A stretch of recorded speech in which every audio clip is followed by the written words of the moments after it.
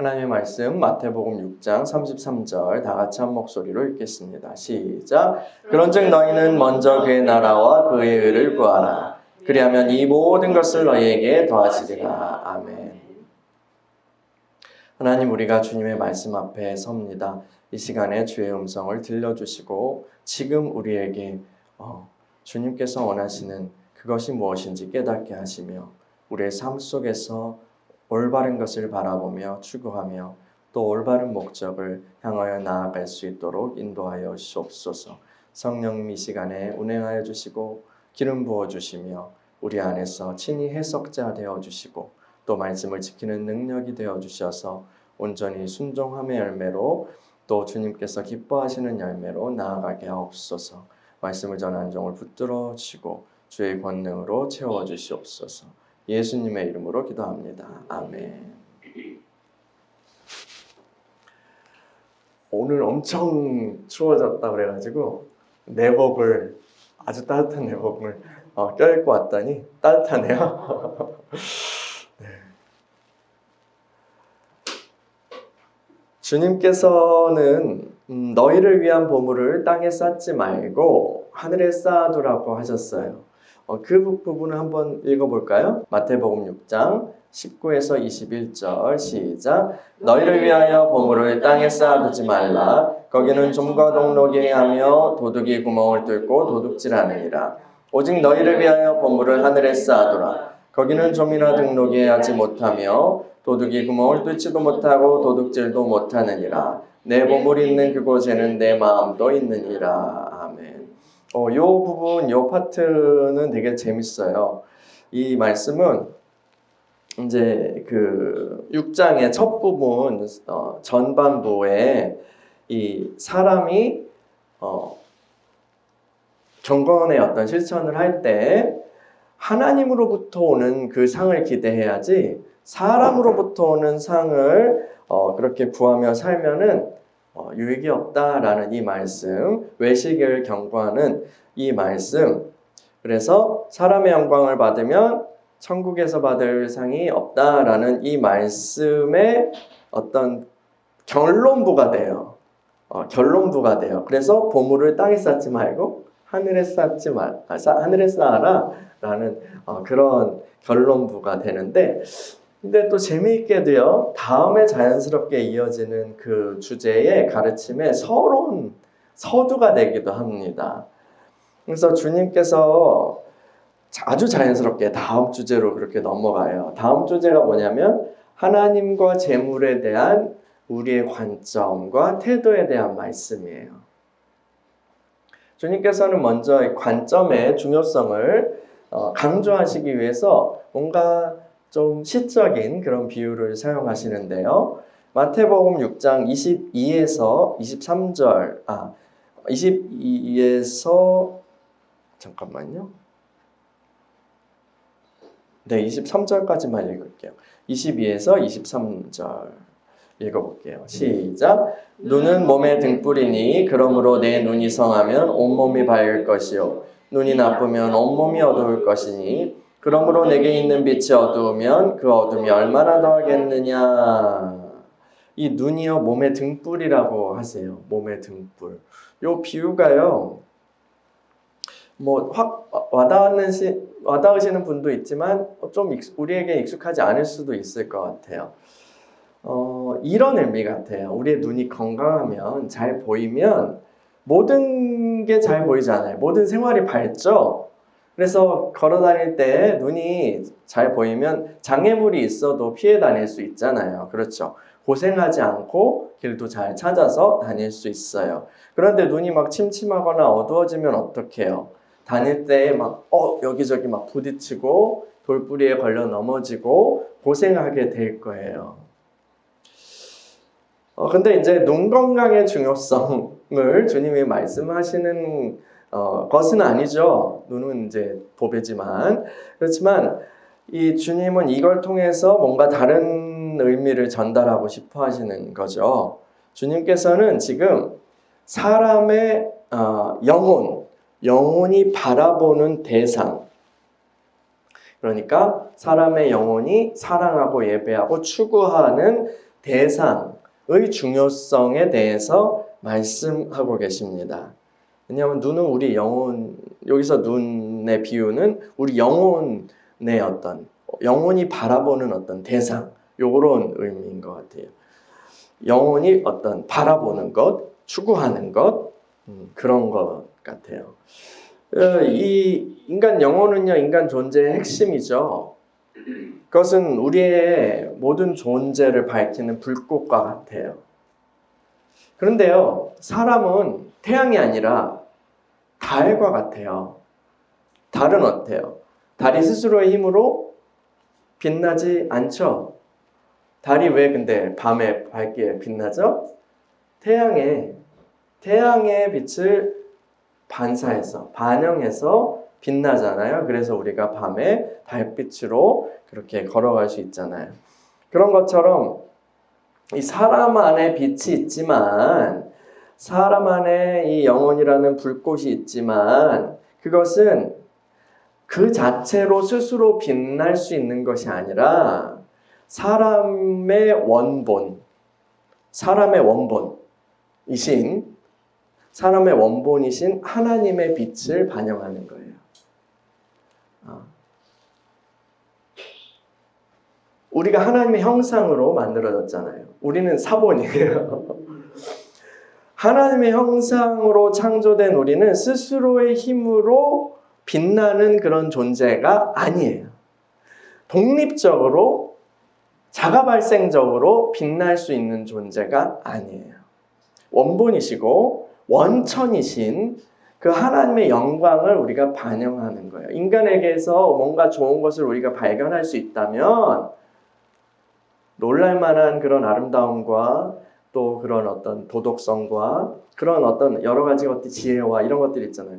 어떤 그 놀랄만한 그런 어떤 빛나는 것을 하나라도 발견할 수 있다면 그것은 누구로부터 오는 거죠? 하나님으로부터 오는 거예요. 하나님의 영광을 반영하는 것뿐이에요. 그래서요, 인간이 빛나기 위해서는 하나님과 올바른 관계가 필수적이에요. 하나님과 연결되어 있어야 하고 또 올바른 방식으로 연결되어 있어야 해요. 사람이 하나님과 올바른 관계를 맺는 유일한 길은요, 뭐 대등한 입장에서 동맹일까요? 아니면 비즈니스로 그렇게 막 우리 이제 비즈니스 관계로 서로 이용하는 그런 관계일까요? 내가 이거 드릴 테니까 당신은 이걸 해주시죠. 이렇게 하는 관계일까요? 아니에요. 사람이 하나님과 올바른 방식으로 유일하게 관계를 맺을 수 있는 것은 그분을 경외하고 그분을 예배하는 것뿐이에요. 그리고 사람에게는 이 관계 유지가 바로 생명이에요. 사람의 생명이에요. 하나님께서는 이 땅에서 아담과 하와에게 이 땅의 모든 것을 다스리는 권세를 주셨어요. 그런데 딱 하나 하지 말라고 하신 게 있었죠. 동산 중앙에 있는 선악을 알게 하는 그 지식의 나무를 먹지 말라. 이거는 왜 그러셨냐면 네가 여기서 왕 같은 존재야. 그렇지만 또한 제사장 같은 존재야. 네 위에 하나님이 계시다는 사실을 절대 잊어선 안 돼.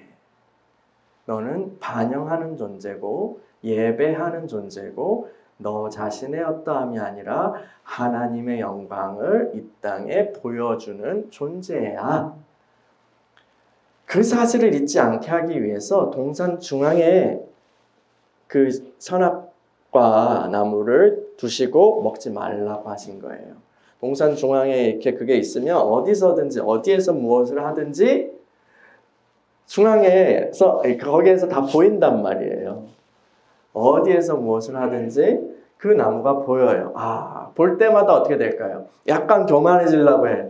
그렇게 할 때마다 동산 중앙에 저 나무를 보면 하나님이 주신 거지. 하나님이 계시지. 모든 것을 하나님이 주신 거지. 감사하고 경배하게 되는 거예요. 그리고 동물들한테도 너희들 나를 경배하면 안 돼. 하나님께 경배해. 그리고 다른 피조물들에게도 그렇게 하는 거죠. 왕일 뿐 아니라 왕 같은 제사장인 거예요. 그게 사람이에요. 그런 어떤 겸손함을 위해서 그 동산 중앙의 나무 열매를 먹지 말라고 하신 건데, 그거는 항상 예배자로서의 자기 자리를 지키고 하나님과 올바른 관계를 유지하는 것이 사람에게도 생명이기 때문에 우리를 위해서도 그렇게 하신 거예요. 근데 뱀이 유혹하잖아요. 너 하나님처럼 될 수 있어. 하나님 말이 다 맞는 거 아니야. 막 이렇게 하잖아요. 그래서 하나님의 법을 어기고 죄를 범한 반역자가 됐어요. 그래서 오직 하나님만을 예배해야 되는데, 인간 영혼뿐 아니라 전 존재로 하나님만을 예배해야 되는데, 숨 쉬는 모든 호흡과 또 모든 말과 모든 행동과 세포 하나하나의 움직임까지 하나님을 경배해야 마땅한데 반역자가 되고 그 마음에 다른 것들이 자리하게 됐죠. 타락한 인간은 그래서 곧 우상 숭배자가 된 거예요. 빛의 원천이신 하나님을 예배하지 않고요, 썩어질 피조물을 예배하게 돼요. 그럴 때요, 인간은 빛날 수가 없어요. 우리가 예배하는 대상으로부터 뭔가를 공급받아서 빛나도록 시스템이 돼 있어요. 그건 하나님이죠. 빛이시고 빛의 원천이시고 또 생명이시고 생명의 근원이신 하나님으로부터 받아서 우리가 생기 있게 살고 또한 빛나게 살고 할 수 있는 거예요. 그런데 썩어질 피조물을 그 자리에 이렇게 갖다 놔요. 그러면 어떻게 돼요? 빛날 수 없어요. 그래서 인간 존재는 누구를 예배하느냐가 굉장히 중요해요. 그런데 누구를 예배하느냐, 이게 중요하다고 말할 때 단순히 어떤 종교 행사에 참여하느냐 이런 문제로만 보시면 안 돼요. 우리가요, 교회에 나와서 딴 데 안 가고 교회에 나와서 찬송을 부르고 예배의식에 참여한다 해도 그 영혼이, 우리의 영혼이, 우리의 중심이 하나님이 아닌 다른 것을 바라보고 있다면 그 사람은 어둠 속에 있는 거예요. 우상 숭배자였던 우리가 진정한 예배자가 되기 위해서는 일상을 살아가는 우리의 관점과 태도가 변화돼야 돼요. 우리가 그리고 특히 일상이 뭐예요? 일상에 중점되는 그런 부분에서 어떤 부분이 뭘 많이 차지해요? 먹고 사는 문제예요. 우리는 일상에서 먹고 사는 문제에서 일상의 그런 모든 순간에서도 여전히 예배자로서 살아가야 해요. 제가 교회에 나와서 예배를 드리지만 하나님이 아닌 다른 것을 바라보고 있다면 이라고 할 때 단순히 예배 시간에 딴짓하고 주보에 메모하고 딴 생각하는 거, 그걸 얘기하는 게 아니라 진짜 우리 중심에 뭐가 있냐는 그 질문을 던지고 있는 거예요.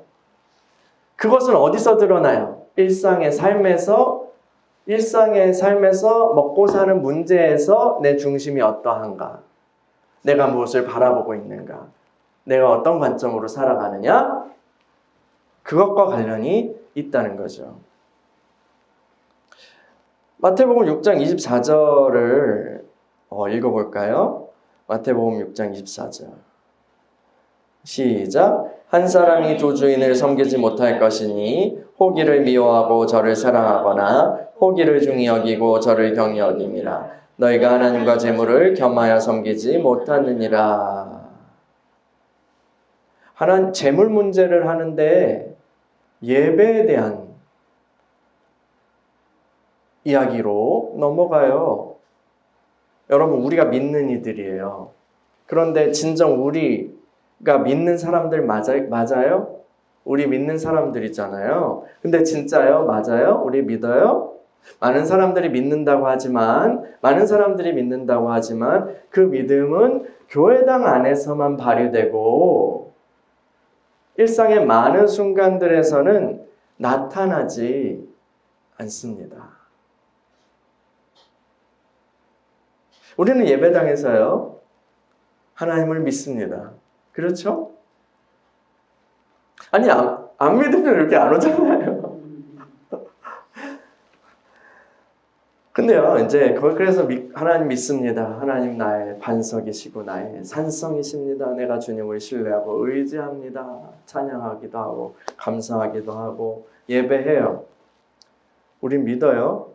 그런데 이 주일에 이 시간에 예배를 다 드리고 모임이 끝나고 이 장소에서 예배당에서 나간 후 벌어지는 대부분의 삶에서 거기에서 대부분의 이제 우리의 삶이 이루어지는 시간과 장소에서는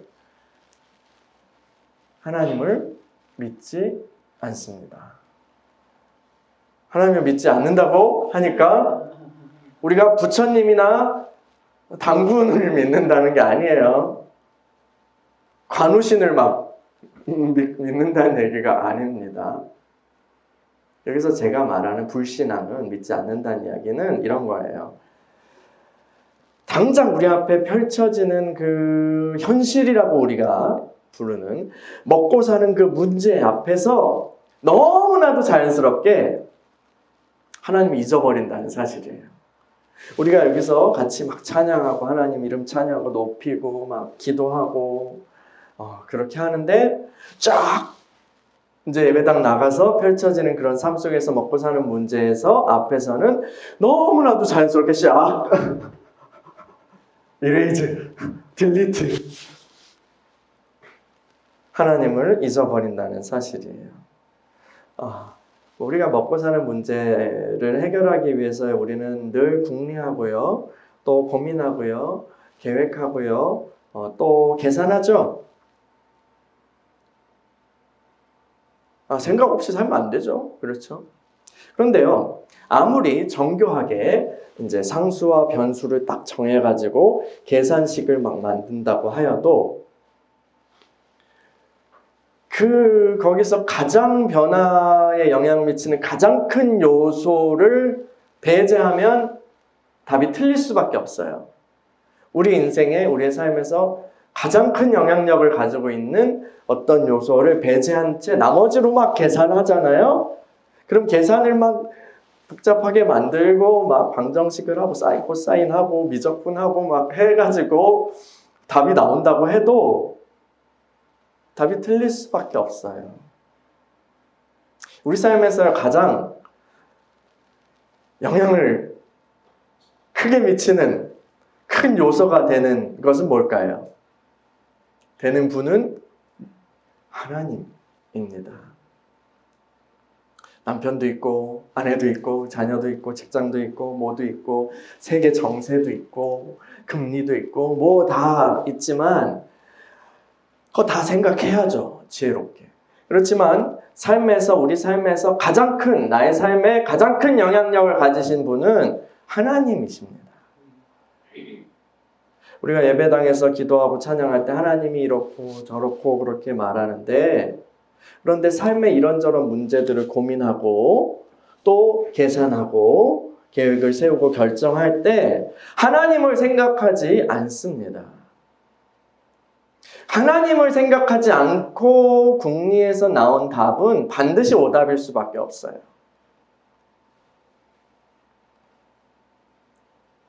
왜요? 이 세계는 하나님의 것이기 때문이죠. 그분이 다스리시기 때문이죠.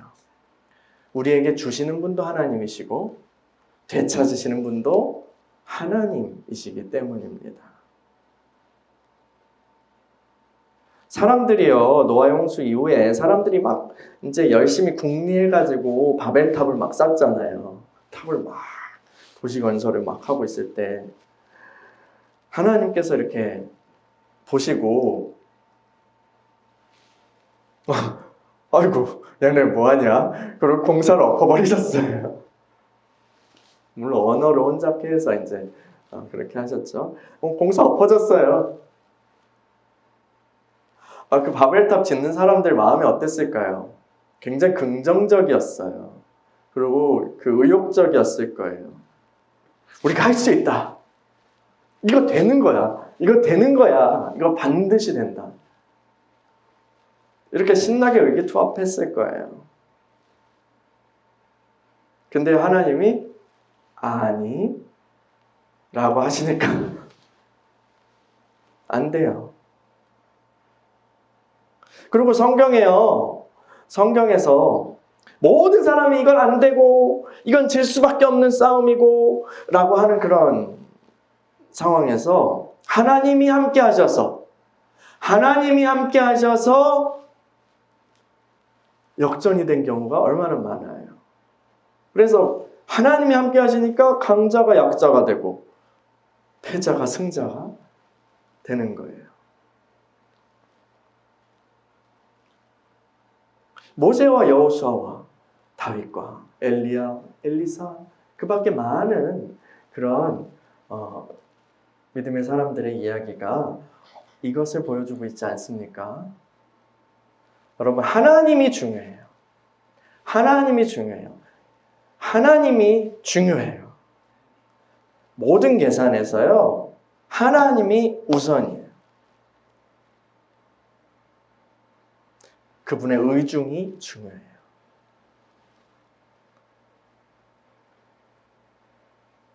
그런데 우리 주님께서요, 오늘 본문에서 그 하나님의 의중을 말씀해 주세요. 먹고 사는 문제에 관한 하나님의 의중을 말씀해 주세요. 특별히 그리스도 안에서 하나님의 자녀가 된 우리를 향한 하나님의 뜻이 무엇인지 말씀해 주세요. 이 부분을 같이 읽어볼까요? 마태복음 6장 25에서 32절 시작.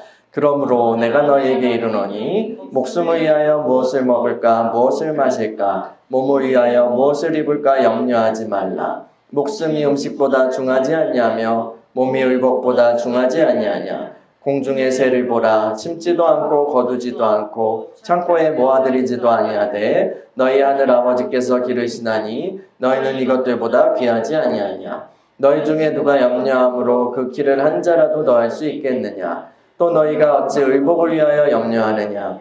백합화가 어떻게 자라는가 생각하여 보라. 수고도 아니하고 길쌈도 아니하느니라. 그러나 내가 너희에게 말하노니 솔로몬의 모든 영광으로도 입은 것이 이 꽃 하나만 갖지 못하였느니라. 오늘 있다가 내일 아궁이에 던져지는 들불도 하나님이 이렇게 입히시거든. 하물며 너희일까 보냐. 믿음이 작은 자들아.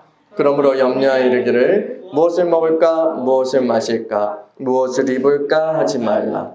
이는 다 이방인들이 구하는 것이라. 너희 하늘 아버지께서 이 모든 것이 너희에게 있어야 할 줄을 아시느니라. 아멘. 하나님이 우리 아버지이십니다. 하나님이 우리 아버지세요. 그리고 아버지이신 하나님께서는 우리의 모든 필요를 다 알고 계십니다.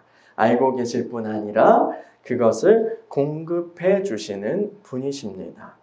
여러분, 부족한 우리들도요, 우리 아이들을 먹이고 입히기 위해서 또 좋은 것을 주기 위해서 최선을 다하잖아요. 그렇죠? 어제 이제 저희 딸내미 생일 파티를 해줬습니다. 요 교회 땅을 이렇게 이제 치우고 꾸며가지고 친구들 몇 명을 초대해서 해줬어요. 어쨌든 우리 상황 속에서 최선을 다해서 좋은 것을 주고 싶었고요. 그래서 행복한 그런 시간을 보냈습니다. 딸아이도 되게 고마워했고요. 그렇잖아요. 우리 마음이 그렇잖아요. 우리 마음이 어떻게든 좋은 것을 주고 싶어 해요. 그런데요, 이런 부족한 인간 아버지도 그러한데 하나님이 우리 아버지세요. 선하시고 또 풍성하신 하나님께서 저와 여러분의 아버지세요. 이 하나님 아버지는 스케일이 완전 다르죠.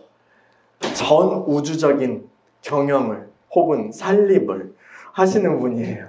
전 우주적인 그 경영을 하고 그 전 우주의 살림을 하려면 엄청나게 꼼꼼하시고 엄청나게 풍성하신 거죠.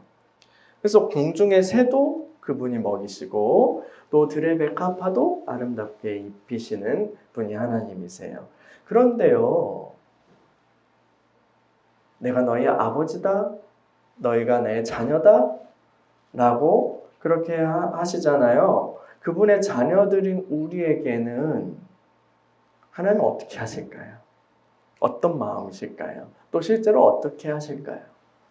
살아계시고 아버지 되신 하나님께서, 우리가 매번 부르는 그 하나님께서 우리에게, 여러분에게 어떻게 하실까요?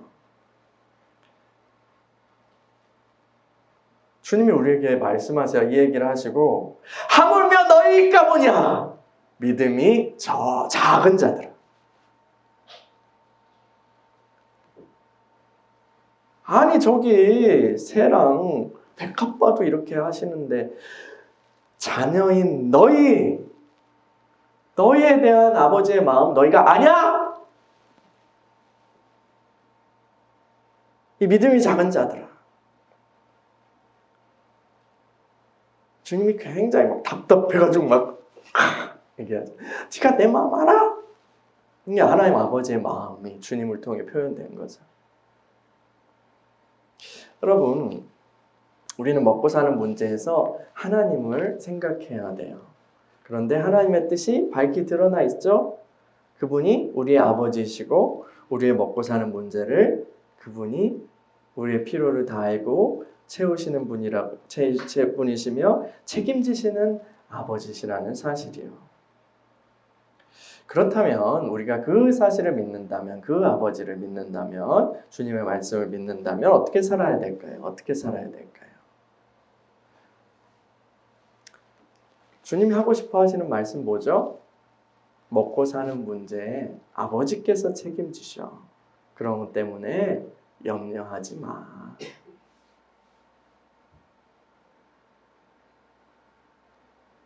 우리 주님이 광야에서 40일 금식을 하셨을 때 마귀가 첫 번째로 뭔 시험을 했죠? 너 배고프지? 아이고 반쪽이 됐네. 네가 하나님의 아들이라면 이 돌을 떡으로 만들어서 먹어. 그렇게 유혹한 것 아니에요? 근데 주님은 뭐라고 하세요? 실제로 돌을 떡으로 만들어서 맛있게 드신 게 아니라 주님께서는 사람이 떡으로만 사는 것이 아니라 하나님의 입으로부터 나오는 모든 말씀으로 살 것이다 라는 그 말씀으로, 신명기 말씀으로 이 시험을 이기시죠.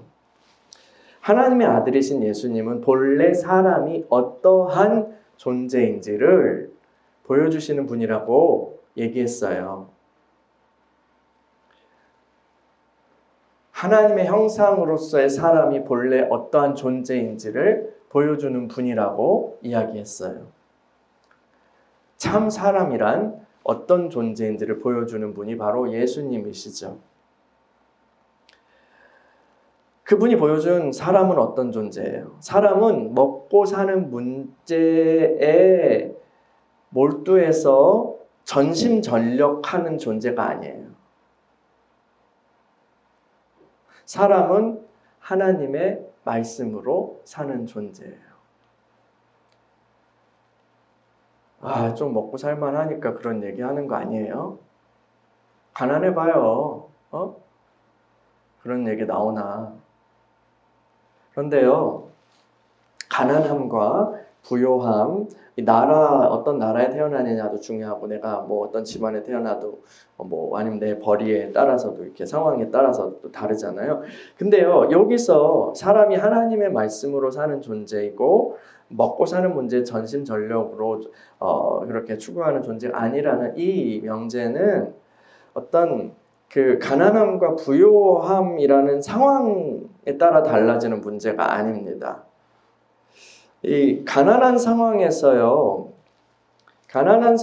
우리는 가난에 찌들잖아요. 그렇죠. 먹고 사는 문제에 찌들어서 오늘은 뭐 먹지? 어떻게 먹지? 쌀이 떨어져 가네? 뭐 이렇게 하면서 어떤 이제 다른 여유를 가지기 어렵잖아요. 근데요, 그 마음이 부요하게 된다고 해서 그것이 근본적으로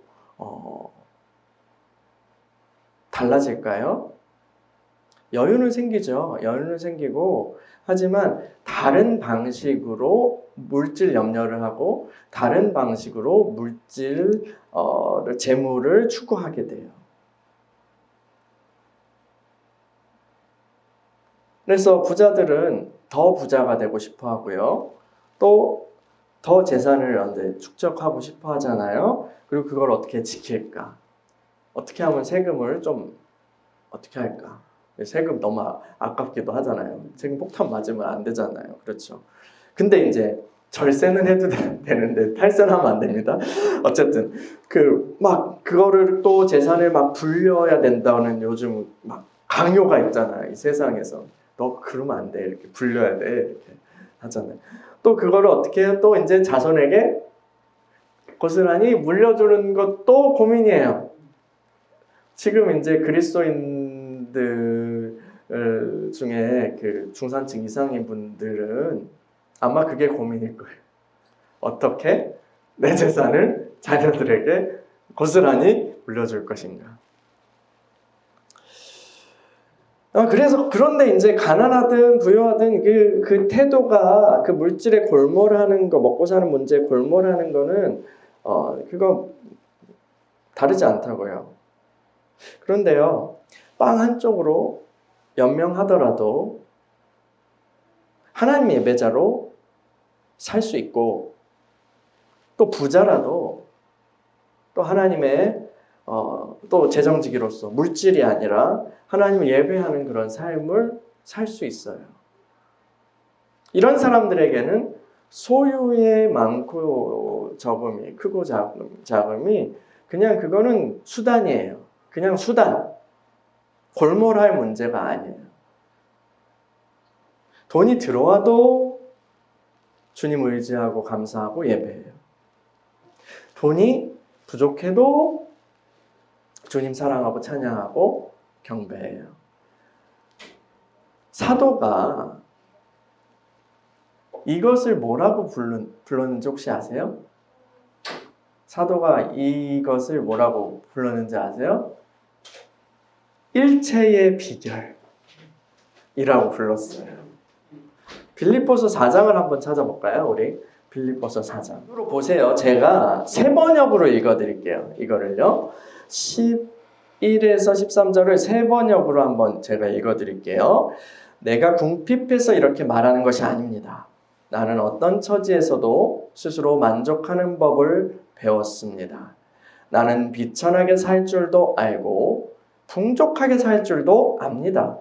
배부르거나 굶주리거나 풍족하거나 궁핍하거나 그 어떤 경우라도 적응할 수 있는 비결을 배웠습니다. 나에게 능력을 주시는 분 안에서 나는 모든 것을 할 수 있습니다. 아멘. 여러분, 이게 믿음의 삶입니다. 흔들림이 없습니다. 내게 능력 주시는 자 안에서 내가 모든 것을 할 수 있느니라. 우리가 좋아하는 말씀이죠. 그런데요, 여기서 보여주는 능력이, 여기서 간증하는 능력이, 이 사도가 간증하는 능력은 바로 이거예요. 모든 것을 감당하는 믿음의 능력이에요. 어떤 상황에서도 흔들림 없이 그렇게 하나님 바라보고 가는 믿음의 능력이에요. 바울은 오직 주님, 그리스도만을 추구하고 예배해요. 하나님의 영광만을 찾아요. 이분이 사도라서 특별하니까 그분은 특별하고 우리에겐 상관없는 걸까요? 아니에요. 이것이 우리 모두의 삶의 목적이 되어야 해요. 먹고 사는 문제가 삶의 전부라면 그래서 거기에 그냥 내 코어가, 내 영혼이 딱 거기에 붙어 있다면 이 먹고 사는 문제에 관련한 게 휘청휘청하면 우리의 중심도 휘청휘청해요. 그러나 그것들은 하나의 방편일 뿐이라는 거죠. 주님께서는 우리가 확실한 삶의 목적을 알고 그것을 추구할 때 흔들림 없는 삶을 살 수 있다고 말씀하세요. 마태복음으로 돌아가 볼게요. 마태복음 6장 33에서 34절 읽어볼게요. 시작. 그런즉 너희는 먼저 그의 나라와 그의 의를 구하라. 그리하면 이 모든 것을 너희에게 더하시리라. 그러므로 내일 일을 위하여 염려하지 말라. 내일 일은 내일이 염려할 것이요 한날의 괴로움은 그날로 족하니라. 아멘. 여러분, 우리의 영혼은요, 우리 인간 존재는 먹고 사는 문제를 위한 것이 아니라 하나님을 위한 거예요. 이 우리의 영혼은, 인간 존재의 핵심은 하나님을 위한 거예요. 우리가 삶에서 골몰해야 하는 것은 하나님의 문제예요. 하나님의 문제예요. 먹고 사는 문제가 아니라 하나님의 문제예요.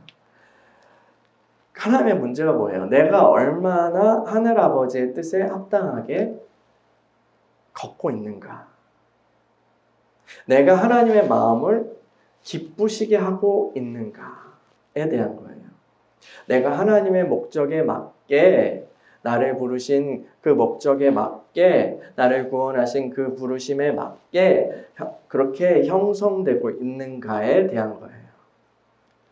이게요, 모든 삶의 문제를 다 잊어버리고 예배당에 그냥 다 와가지고 기도만 하라는 그런 이야기 아닙니다.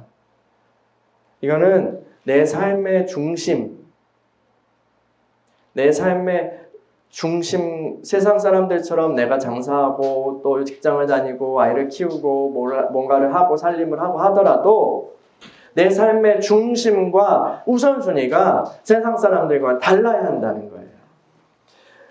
그리고 내 삶의 중심과 우선순위를 확실히 정해야 된다는 거예요. 내가 무엇을 추구하는지 확실히 정해야 돼요. 정해야 돼요. 흔들리지 않고 확실히 정해야 돼요.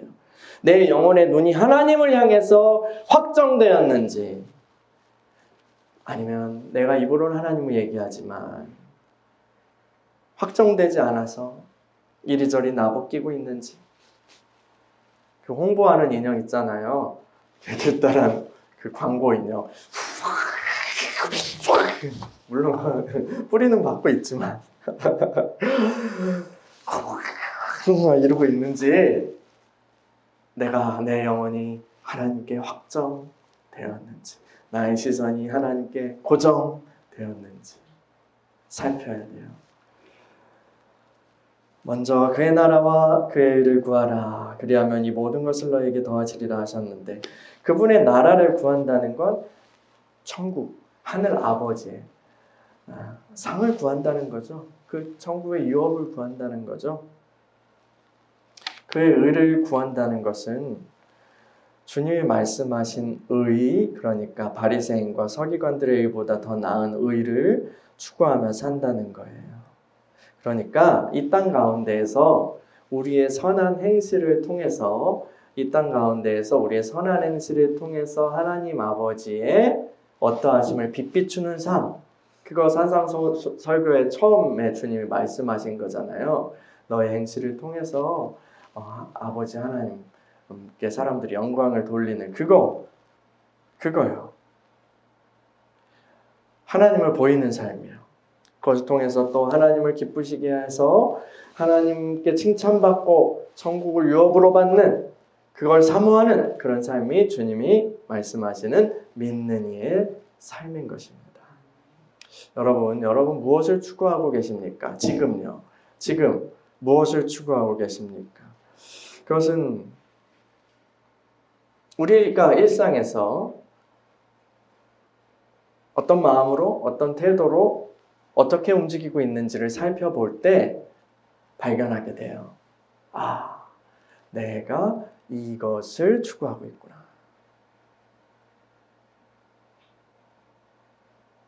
여러분, 우리에게는 하늘 아버지가 계십니다.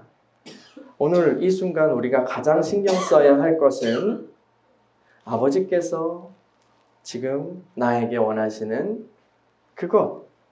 그것을 알아차리고 순종하는 거예요. 그 하나님의 뜻이 그것을 알고 순종하는 거예요. 많은 일을 너무 많이 계획하지 않아도 돼요. 많은 기도를 하려고 너무 많이 생각하지 않아도 돼요. 지금 이 순간 하나님께서 원하시는 한 가지 일, 나에게 원하시는 그 한 가지, 그것을 알고 순종하는 것이 중요합니다. 여러분 막 그러잖아요. 뭐 뉴에이지나 아니면 뭐 그 자기계발서 이런 거 보면은 막 이제 자기 충족적 예언이라고 그러죠. 아침에 일어나가지고 이제 뭐 나는 잘 될 것이고 너는 할 수 있고 막 이렇게 온 우주가 나를 도와줄 것이고 막 하잖아요. 긍정적인 말을 하고 긍정적인 고백을 하는 걸 이제 그리스도교 안에서도 이렇게 있는 가르침이죠. 맞아요. 근데 이제 그건 중요하죠. 근데 이제 아주 부정적인 생각을 가지고 어두운 생각만 하는 사람들에게 이제 긍정적인 고백을, 자기 고백을, 긍정적인 자아상을 갖도록 하는 것은 중요해요. 그것은 이제 맞는 말이에요. 그런데요, 단순히 내가 잘 될 것이고 나는 할 수 있고 그것만으로 온 우주가 나를 도와줄 수 있을까요? 온 우주가 진짜 온 우주에 막 끌어당김의 법칙 해가지고 막 끌어당기고 할 수 있을까요? 아니에요. 근데요, 온 우주가 여러분을 도와주는 삶을 살 수 있어요. 어떻게 해요? 하나님 중심으로 살면 됩니다. 하나님 우선으로 살면 됩니다. 하나님이 나에게 바라시는 그것 알고 그 길을 따라 충성할 때 하나님께서 모든 만물을 통해서 우리를 든든히 지원해 주실 것입니다. 이것이 우리 주님의 말씀입니다. 하나님의 마음, 하나님의 소원, 하나님의 뜻, 아버지의 그 일을 내가 하겠다는데, 그리고 그 아버지의 뜻대로 내가 주님을 영광을 드러내는 그런 사랑을 하고 선한 행실을 하고 그런 인격으로 그렇게 다듬어주고 내가 가겠다는데 아버지가 어떻게 하겠어요? 오, 내 마음을 알았구나. 무심양면으로 지원하지 않겠어요? 네?